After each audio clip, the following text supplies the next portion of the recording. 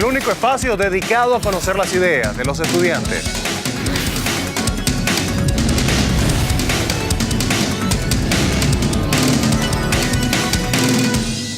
¿Qué tal, amigos? Sean todos bienvenidos a un nuevo encuentro con los estudiantes. Hoy, Día del Niño, un saludo muy especial a todos esos pequeños.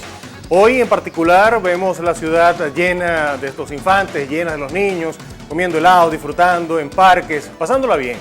Pero así como vemos esta escena de familias felices, de niños disfrutando, también hemos podido observar cómo hay niños que deben invertir su infancia en el trabajo. Así los vemos a altas horas de la noche en locales nocturnos, vendiendo flores o vendiendo caramelos o cualquier otra cosa. Esto nos lleva a la siguiente pregunta. ¿En el país está garantizada la educación a los niños? ¿Está garantizada una infancia feliz? Ese es el tema que vamos a estar debatiendo el día de hoy. Les presento inmediatamente a nuestros invitados. Comenzamos con Sinaelis Romero. Ella es estudiante de Economía en la Universidad Central. Pertenece al movimiento Potencia Económica. Jotwill Nieto es estudiante de actuación de la Universidad Nacional Experimental de las Artes, UNEARTE, y pertenece a las brigadas por las residencias estudiantiles.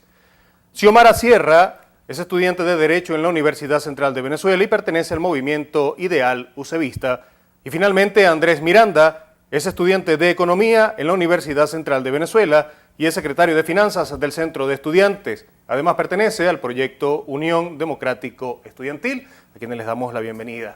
Hoy también tenemos un invitado bien especial, es Oscar Misle, él es fundador y director de la organización de Centros Comunitarios del Aprendizaje CECODAP. Es educador, comunicador y psicoterapeuta y desde hace muchísimos años un gran defensor de los niños y adolescentes de nuestro país, a quien les damos la bienvenida y agradecemos haber aceptado la invitación. Queremos comenzar precisamente con el doctor Oscar Misle, que nos haga una reflexión. ¿Está garantizada, la misma pregunta que hicimos al principio, está garantizada una infancia segura, una infancia prometedora en nuestro país? Buenos días. Bien, muy buenos días, José Manuel.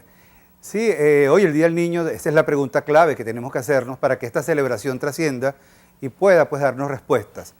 Tenemos legislación inclusive avanzada, que pudiera responder a todas las necesidades para que todos los derechos sean de todos los niños. Tenemos además una ley orgánica de educación que contempla pues la inclusión escolar. Sin embargo, no todos los niños pueden gozar de todos sus derechos. Aún está planteado, tenemos la normativa, tenemos las herramientas, tenemos los instrumentos, pero no todos los niños, las niñas pueden entrar a la escuela y sobre todo permanecer en ella para no tener que desertar, porque hay problemas de violencia intrafamiliar, hay problemas que todavía son pendientes, abuso, violencia intraescolar, y entonces tenemos una deuda todavía grande con nuestros niños, niñas y adolescentes. Eso en cuanto a la educación, pero ¿se garantiza una infancia feliz en líneas generales? No podemos decir eso.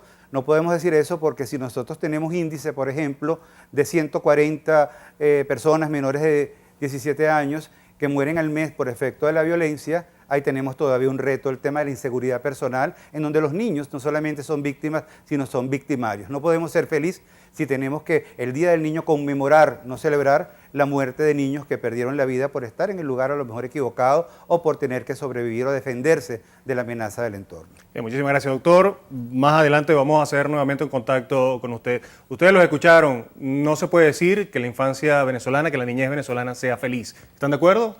Bueno, de alguna manera creo que no estoy de acuerdo, o mejor dicho, estoy de acuerdo que aquí dentro del país no hay una infancia feliz. ¿Por qué? Porque vemos cada día cómo hay niños en las calles. Y no solamente hablo de la situación de la ciudad capital ni del área metropolitana, sino cuando vamos a otros estados, a otras ciudades, vemos como los niños están en una situación precaria. Y eso es preocupante, porque ¿qué pasa? No hay políticas públicas dirigidas no solamente a los niños y niñas, sino también a los adolescentes, que de alguna manera hacen y que son para todos el futuro del país. Entonces, de alguna manera es algo que, un llamado, vamos a trabajar porque esos son de alguna manera lo que van a construir el país que todos queremos. ¿Sí? Si no hay infancia feliz, entonces, ¿qué nos vamos a conseguir en el futuro? Bueno, yo ahí difiero de Andrés cuando dice que no hay políticas públicas marcadas en el niño, niña y el adolescente. Yo creo que justamente en estos 14 años de revolución es cuando más se han dado políticas públicas enmarcadas no solo al niño y al adolescente, sino a la familia en general. Pues evidentemente esto es un problema de la juventud. que debemos asumir nosotros, porque aquí hay algo que es clave, ¿no? Que es lo de que somos el futuro. Yo, más que somos el futuro, creo que somos el presente, ¿no? Aunque eso suena a consigna. Suena a cliché, pero es muy exactamente, es muy cierto. Y justamente yo creo que nosotros como universitarias deberíamos ser quienes debatamos en la universidad los problemas de la sociedad de nuestros niños, que serán luego, ellos sí serán el futuro. Entonces nosotros ahorita en el presente vamos a encargarnos de estos niños, de estas problemáticas sociales. Es evidente, las problemáticas existen y son reales, pues. Pero entonces creo que sería algo ilógico desconocer las políticas que se han dado. Por ejemplo, el IDENA tiene una serie de programas dirigidas hacia estos niños y creo que ha generado bastante impacto cuando vemos la disminución de la cifra de niños y niñas en calle, pues. Sin embargo, hay una cifra oficial que lo suministró recientemente la ministra de Educación, 167.000 niños que están en edad escolar entre 6 y 12 años que no asisten a la educación formal. Ahí no se le está garantizando su educación ni su futuro, ¿no? Precisamente. Entonces, ¿qué estamos hablando? ¿Hay letra muerta? ¿Hay planes? ¿Hay proyectos? ¿Hay leyes? ¿Pero son letra muerta? No, yo creo que las políticas públicas que existen en este momento no son eficaces, porque basta con visitar las principales ciudades de nuestro país y vemos niños en la calle. Y no solo hablar de los niños en situación de calle, sino la cifra que acabas de dar de la ministra, y cómo celebrar un Día del Niño cuando vemos que hay niños que realmente no se les garantiza el derecho a la educación. Porque no, el Estado es garante, los niños, niñas y adolescentes son prioridad absoluta y eso es un derecho constitucional. Entonces es responsabilidad del Estado realmente garantizar esto, porque si tienen políticas públicas no son eficaces y por eso se ve realmente los problemas de la niñez y adolescencia venezolana se ven realmente magnificados y por eso las políticas que no garantizan realmente la inserción de estos niños a una infancia totalmente feliz. Yo creo que el tema sería la información de las leyes y los procesos que se han creado ahora en Venezuela para la disminución de los niños en la calle. Creo que el punto está en llevar realmente la comunicación de estos procesos y de estas leyes a las personas que realmente se ven afectadas por la situación, en este caso los niños de Venezuela. Creo que el punto está en desconocer las leyes y los procesos que realmente se están creando ahorita en Revolución para mejorar esta situación que estamos presentando. Sin embargo, Xiomara nos decía algo, nos decía que si bien hay leyes, las políticas no han sido efectivas. Y eso es lo que vamos a tocar en la próxima parte. Vamos a hacer una pausa. Recuerde que su participación es importante, como a través de nuestro Twitter, @estudiantesbb. El tema de hoy, hay motivos para celebrar el Día del Niño. Está garantizada la felicidad de los niños en Venezuela. Ya venimos. Ley Orgánica para la Protección de Niños, Niñas y Adolescentes. Todos los niños, niñas y adolescentes, trabajadores y trabajadoras tienen derecho a estar protegidos o protegidas por el Estado, las familias y la sociedad, en especial contra la explotación económica y el desempeño de cualquier trabajo que pueda entorpecer su educación, sea peligroso o nocivo para su salud o para su desarrollo integral.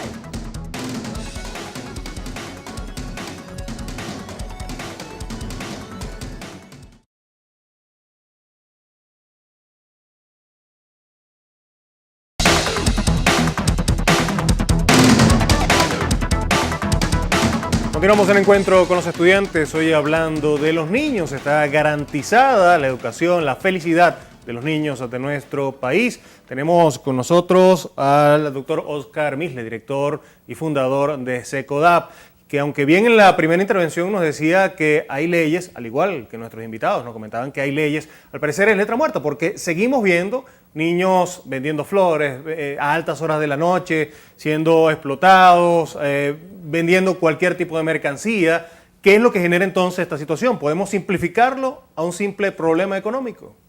No, fíjate que cuando nosotros vemos un niño trabajando esas horas de la noche acompañado por la mamá o solo, o lo vemos en la calle vendiendo flores, no sabemos si hay un representante, ahí se está violando el derecho de ese niño, porque ese niño, si tiene menos de 12 años, no puede trabajar, solamente puede trabajar en actividades artísticas y con unas medidas de protección especial. O sea, ya el hecho que trabaje está violando la ley.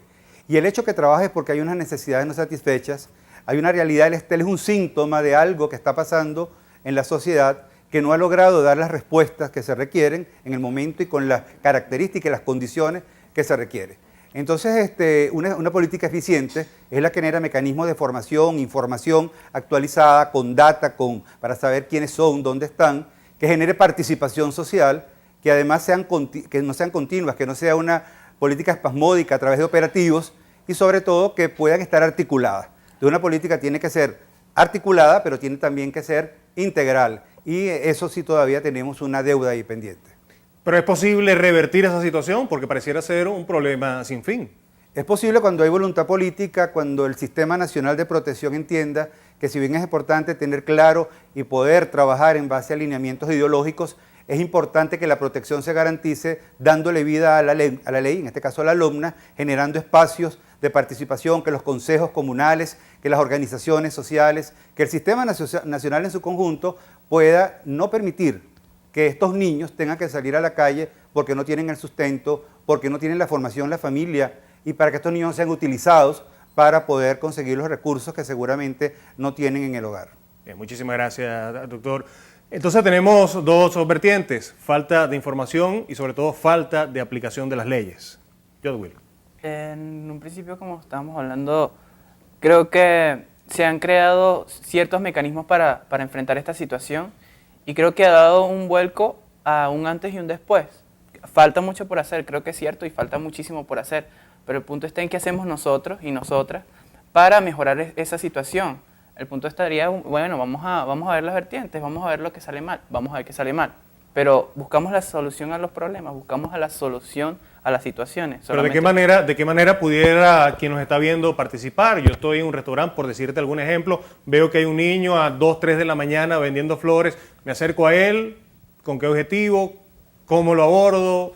¿Busco a sus padres? ¿No me puedo meter en un problema? Son muchas las interrogantes que piensa la gente, ¿no? Claro, yo creo que ahí rescato lo que decía Jodwill del problema de información, ¿no?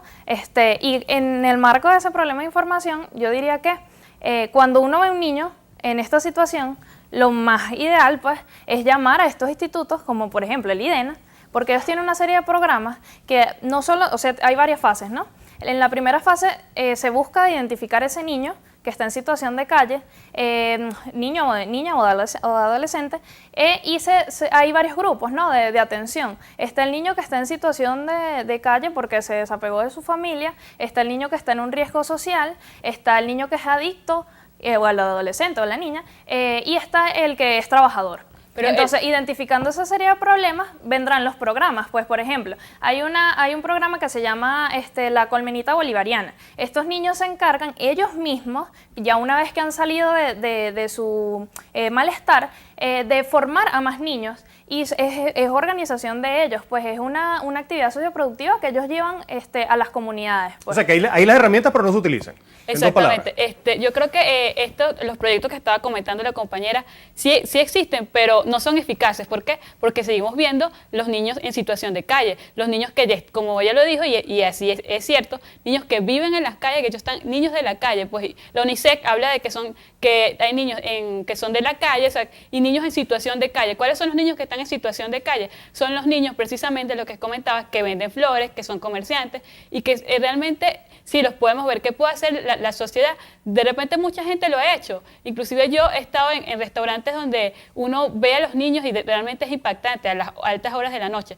Y sí, uno puede llamar a los institutos, pero no responden. O sea, muchas veces estos institutos o estos proyectos, en vez de garantizar realmente el derecho del niño y adolescente, son más bien lo que hacen es causar más daño, porque no los maltratan, o inclusive uno llama a entes gubernamentales y realmente no responden. Pues dicen que eso es responsabilidad de la familia. Sí, es responsabilidad de la familia proteger a los niños, niñas y adolescentes, bueno, pero el Estado... En ese sentido, Xiomara, te invito a que en ese caso, pues, de cuando llamas y no te atienden, la denuncia hay que hacerla, pues, porque justamente hablamos de poder popular. Bueno. De empoderarnos del poder, ¿no? Bueno, llamar, denunciar, en ese marco. Pues. Interrumpirte y siguiendo la línea de Xiomara, yo creo que hay fallas y no podemos decir de que no ha habido, o que no hay, mejor dicho, políticas por parte del ciudadano, porque si vamos, las empresas han fundado o han hecho fundaciones exactamente para dedicarse al cuidado o a la protección del niño, pero cuando de alguna manera el Estado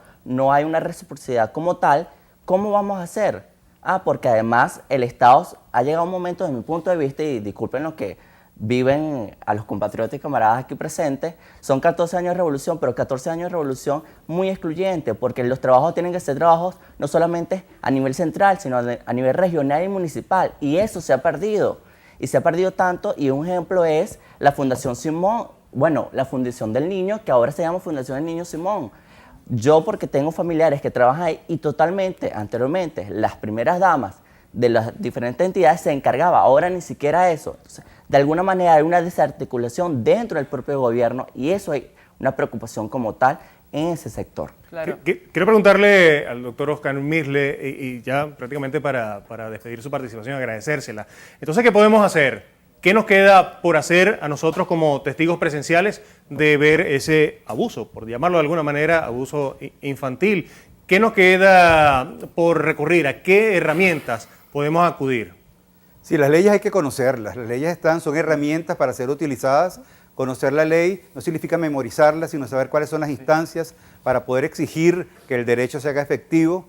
Ciertamente hay que denunciar cuando no se cumplen las leyes o no se cumple con lo que tendría que ser el rol fundamental de los consejos de derecho, los consejos de protección, los consejos municipales de derecho, los consejos de protección, los programas y las entidades que existen, pero la gente no quiere denunciar. Lo que tú recibes a lo largo y ancho del país, nosotros viajamos una vez, yo viajo una vez semanal por el país, es que la gente dice, bueno, ¿para qué denunciar si a la hora de la verdad no te dan respuesta? Y si no, y de repente te dictan una medida y si no la acata la familia, ¿dónde va? Entonces la frustración de sentir que la ley no puede prevenir, no puede ser utilizada para mejorar la situación, eso hay que revertirlo, y la mejor manera de revertir esto es que haya señales claras, que tú vayas a un restaurante y no encuentres niños, por ejemplo, en el restaurante, que el vendedor del restaurante no permita que los niños, porque hay lugares en donde inclusive se ve que le pueden, inclusive, ellos tienen una ganancia ahí porque hay algún tipo de negociación que se hace, el tema de las adicciones a temprana edad, el tema del alcohol, el consumo de alcohol, hay una serie de necesidades que hoy del día el niño tenemos que plantearnos para que las políticas puedan ponerse en práctica, necesita quien las exija, formarnos, pero sobre todo participar. Hay que participar para que cada ente cumpla con la obligación que le corresponde, sin que sea de manera discrecional, sin que sea de manera arbitraria y que se actúe en unos casos y en otros no, dependiendo de la condición o de la afiliación política que tenga el niño, o partidista, vamos a llamarlo así. Entonces, a veces se utiliza de manera discrecional. Esos vicios hay que cambiarlos. Finalmente y brevemente, me gustaría preguntarle, si no se ataca este problema de inmediato, ¿qué futuro podremos tener en Venezuela? ¿Cuál será el destino de esos niños? El destino de esos niños ya lo estamos viendo. Estos niños que mueren por efecto de la violencia, las noticias del mes de julio, de niños que inclusive atentan contra la vida de otros, quiere decir que algo pasó en su vida, algo no se hizo, que tuvieron que utilizar la justicia por sus propias manos, y todo este resentimiento hace que las cifras se engruesen y entonces vamos a tener más bien ciudadanos no productivos, sino más bien ciudadanos que tengamos que seguir conmemorando muertes porque no se ha logrado tomar las medidas eficaces. O sea que el tema de la inseguridad personal es un tema prioritario. Bien, muchísimas gracias al doctor Oscar Misle, gracias por su participación y por acudir hoy al programa. Gracias. ¿Qué futuro nos espera con niños si no atendemos esta situación de inmediato? Que los niños, niñas y adolescentes que hoy están en situación de calle no solo se conviertan en víctimas de la violencia y también de no solo la violencia hecha por las personas que pueden, tanto su familia como las personas, los delincuentes que están, sino que ellos se conviertan también en futuros delincuentes. O sea, que el futuro del país, los niños, niños y adolescentes, realmente ahorita están en peligro porque esta situación de calle los va a llevar a la violencia y muchas veces a que se conviertan en víctimas pues de toda la violencia que está embarcando el país. Por lo menos yo en lo particular creo que nosotros no podemos seguir hablando del futuro ni acerca de cómo será y qué será, sino en qué hacemos y cómo hacemos. Creo que realmente nosotros tenemos ciertas herramientas que no conocemos, quizás no las conocemos, quizás no tomamos las medidas que debemos tomar, pero en realidad nosotros mismos tenemos las leyes en las manos, nosotros mismos tenemos la disposición, y si nosotros realmente tenemos la disposición, dejemos de criticar y vamos a trabajar en pos de eso. Yo les puedo garantizar que muchas de las personas que nos están viendo, cuando ven esa situación reflejada, cuando ven a un niño vendiendo en la calle, tienen la intención, como que tienen las ganas, se le arruga el corazón, como que quieren hacer algo, pero pecan o por omisión o por desconocimiento. Eso hay que evitarlo, ¿no? Bueno, justamente ahí yo invito no solamente a nosotros como universitarios a trabajar esos temas que imagínate, en aulas cerradas, cómo trabajamos esos temas, ¿no? Por ejemplo. Pero, y a los medios de comunicación, vamos a dar esa información constantemente, pues no bombardeemos más a los chamos con antivalores, vamos a darles la información que necesitan para ellos saber cuáles son sus deberes, cuáles son sus derechos y de esta manera pues tener un futuro que esté encaminado hacia el bien común, ¿no? Realmente armar a esos niños y niñas que no conocen los derechos y también la posibilidad que tienen en ejercer su puesto como niños y niñas.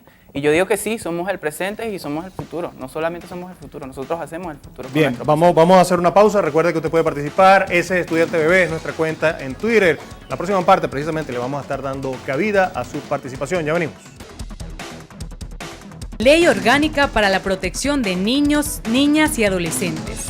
Artículo 96. Edad mínima. Se fija en todo el territorio de la República la edad de 14 años como edad mínima para el trabajo. El Poder Ejecutivo podrá fijar, mediante decreto, edades mínimas por encima del límite señalado para trabajos peligrosos o nocivos. Parágrafo 3.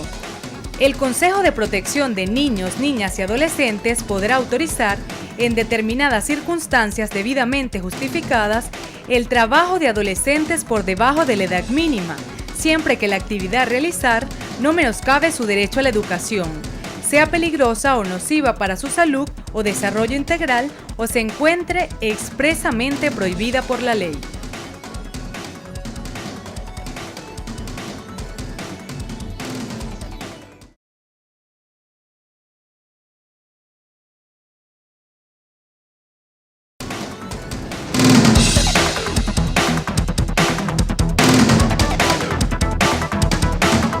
Entramos ya en la parte final de este encuentro con los estudiantes. De inmediato le damos participación a sus opiniones a través de Twitter. Comenzamos con María Gabriela Meyer.